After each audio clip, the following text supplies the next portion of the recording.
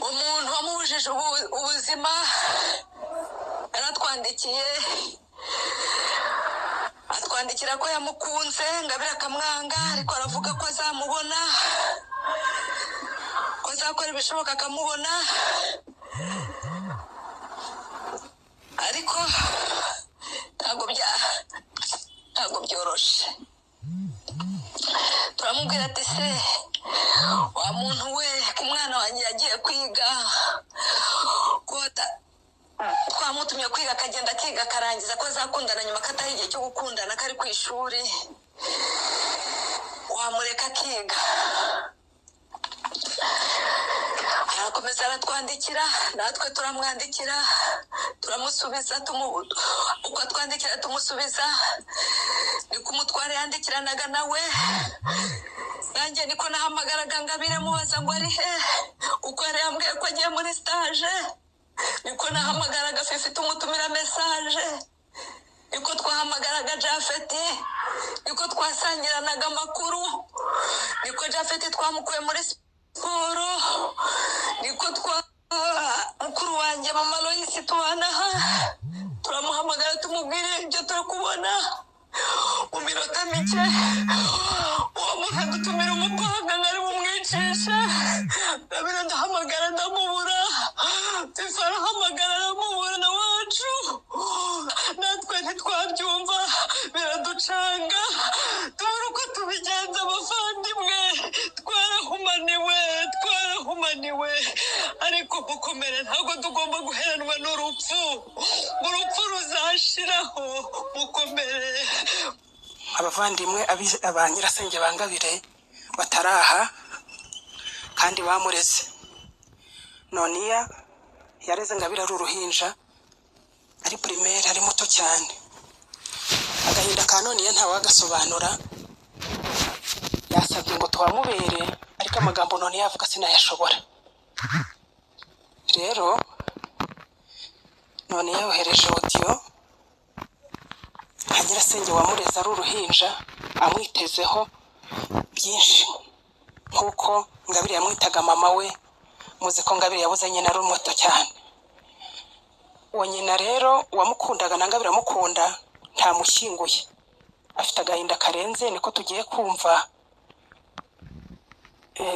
Reka bapuringe audio nawe amarangamutima ye ayasuka imbere y'abantu. Murakoze. Ewe kandi muraho, ndabasuhuje abadutabaye, nukuri Imana ibaha umugisha. Mbere na mbere rero ndamanza ndashima Imana kuko ari we nyiribihe, niwe mugenga wa byose. Ndashima Imana kuko ari we yamuduhaye Ngabire, ndashima Imana kuko ari nayo yamwisubije, ndashima Imana kuko yamuduhaye muri aka gahe twabanye nawe, twabanye neza. Izina ry'Imana rihimbazwe, Imana yarakoze kumuduha. Ndakomeza rero, nkomeza umuryango wa papa, umuryango wa Gahorihori bose aho bari, ngo bakomere, Imana irabizi.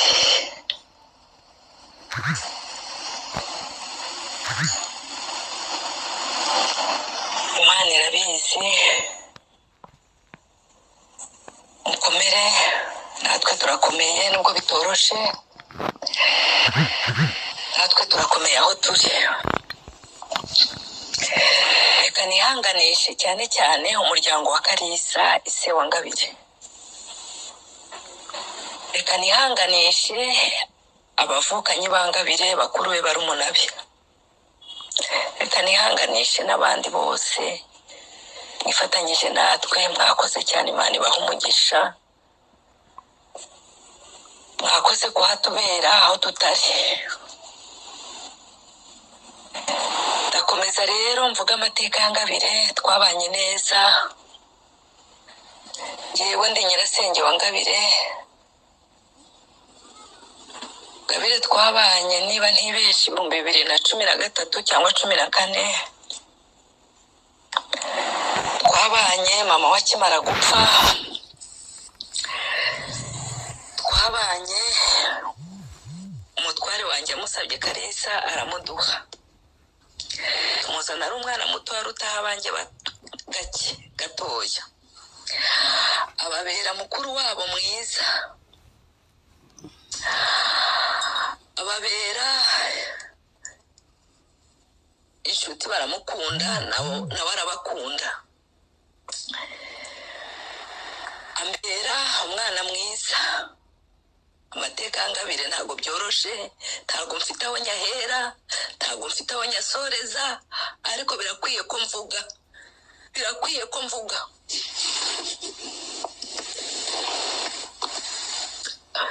Ingabire rero twarabanye, tubana ari umwana muto, ariga ahera mu wa kabiri, mu wa gatatu primaire, arangiza 6e primaire, arakomeza yiga segondere, yari ari mu wa gatandatu, ariko arangije trokome aratsinda. Nanjye nari ndi kubona ibyangombwa ndi kujya muri Canada, kubera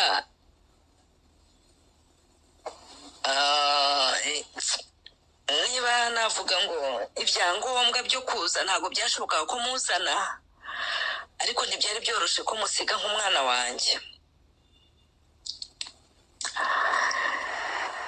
Ingabire twarabana, gahunda zose nkazimubwira, nkamubwira ariko nzakoresha uburyo bwose tuzajyana.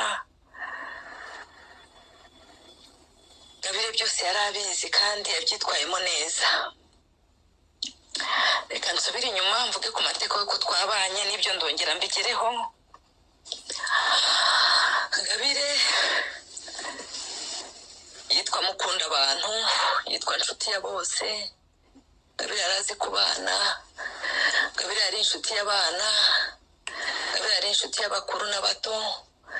Ingabire twabanye neza, Ingabire yandereye abana, babera mukuru wabo mwiza.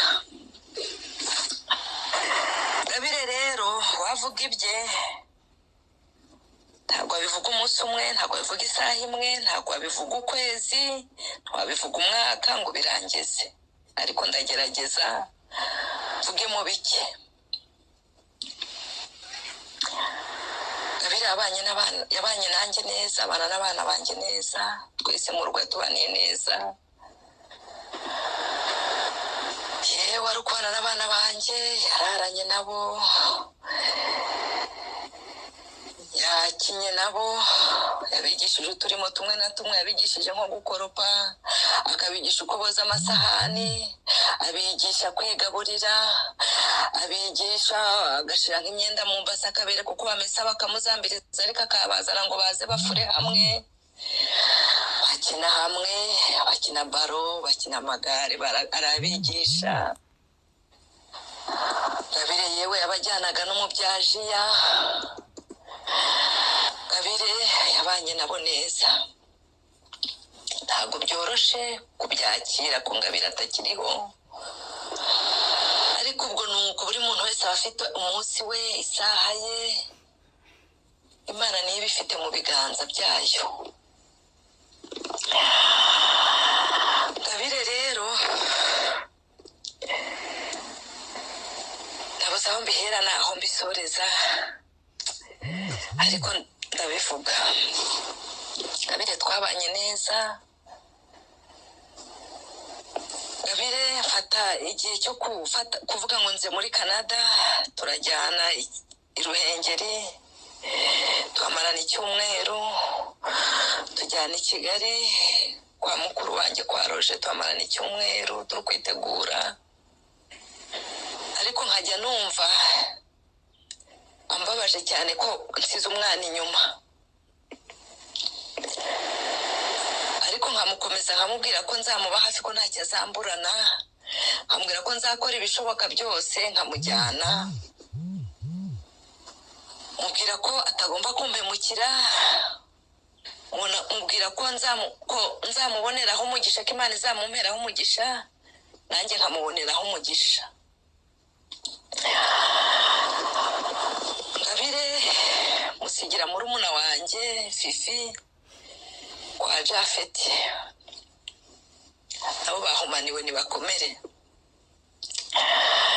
Ngabire abaye nk'umwana mwiza, abakundira abana, arabubaha nk'uko nanjye yanyubahaga, babana neza. Yewe murumuna wanjye yatindirwaga no kumva vakansi ije ngo Ngabire bamubone mu rugo, abana bamwishimiye bamukunda. Amateka ya Ngabire ni menshi, umuntu aba afite amateka menshi kuko ntabwo yabayeho umunsi umwe, yabayeho imyaka twari tubanye nawe. Ngabire rero amateka ye ayumvise. Ngabire yambereye umwana mwiza, ndamushimira cyane kandi cyane. Twari dufitanye imigambi myiza myinshi, namubwiye ko agomba gutumbagira akagera kure. Ngabire yari umujyambere, Ngabire yari afite byiza byinshi. Ngabire yari umwana ukunditse, Ngabire yari umwana mwiza, ntawe utakwifuza kubana na Ngabire. Uwabanye nawe wese yamonyeho imico myiza, yabanye nawe neza. Ngabire ntabwo yari umwana uzi gushwana, niba mubwiraga ngo ikintu cyagenze neza, Ngabire yarakubwiraga, wabona wenda umurushe nk'urakajya cyangwa umubwiye nabi, akavuga ati nta kibazo basi, ntashobore guterana n'umuntu amagambo. Ngabire twarabanye, tubana neza, ntacyo mushinja. Yambere umwana mwiza cyane cyane. Imana izamuha umugisha, Imana izamuha ijuru. Ibya Ngabire ni birebire, ariko reka ntabwo nareka gushima kandi nihanganisha. Ni ukuri nshimiye umuryango wose wa Gahorihori, nshimiye abahagurutse bakadufasha, abadutabaye, nshimiye umuryango wanjye aho ndi, nshimiye umuryango wa Roje. Ntabwo bikwiye ko mbashima, ariko ndabashimiye nabo kuko twese twahumaniwe hamwe. Ndashimira umuryango wa Jafeti. Jafeti ndamushimiye bihagije byimazeyo.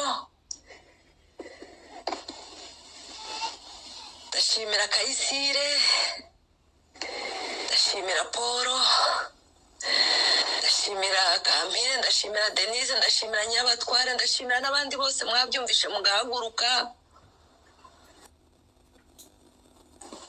Yewe na Sironi ndagushimira cyane. Ndashimira ba Cecile, ndashimira ba Kamasa, ndashimira Karisa. Mukomere, mwihangane, birakwiye ko twihangana kuri uyu munsi wa Ngabire w'amateka, umunsi wa nyuma. Imana izaduhe kuzamubona.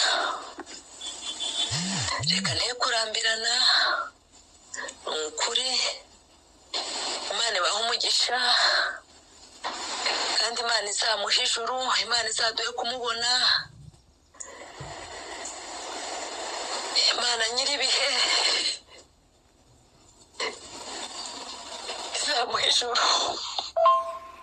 Ndacyakomeje, ntabwo byoroshe, ariko ntabwo nabura kubivuga. N'ibindi ni byinshi, nababwiye ko umuntu atabivuga ngo abirangize, kuko umuntu azajya agenda abyibuka, umuntu azagenda abyibuka, kandi ni ukuri.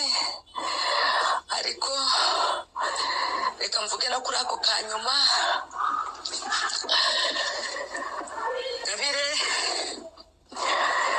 mu kugenda kwanjye muri Canada yaramperekeje ku kibuga, turasezeranaho, ndagenda nawe arasigara. Ariko murumuna wanjye Fifi wabanaga nawe nyuma aza kubona agenda ye, aranditsemo abantu bamubabaje mu mateka ye. ntabwo byari ngombwa ko mbivuga, ariko reka mbivuge, nabyo ni amateka yandikamo igihe nyina yapfiriye, yandika n'itariki ngendeye.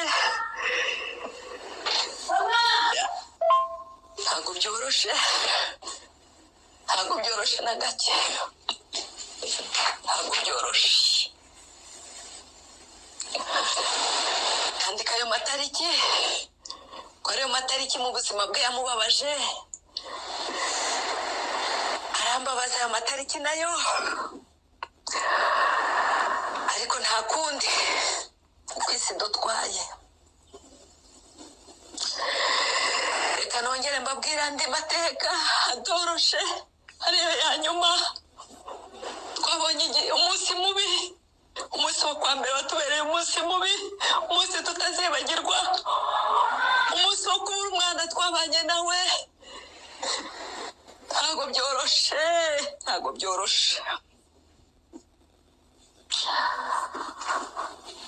umuntu wamubujije ubuzima yaratwandikiye, atwandikira ko yamukunze, Ngabire akamwanga, ariko aravuga ko azamubona, ko azakora ibishoboka akamubona, ariko ntabwo byoroshe. turamubwira ati se wa muntu we, ku mwana wanjye yagiye kwiga, twamutumye kwiga akagenda akiga akarangiza, ko azakundana nyuma kataha igihe cyo gukundana kari ku ishuri, wamureka akiga.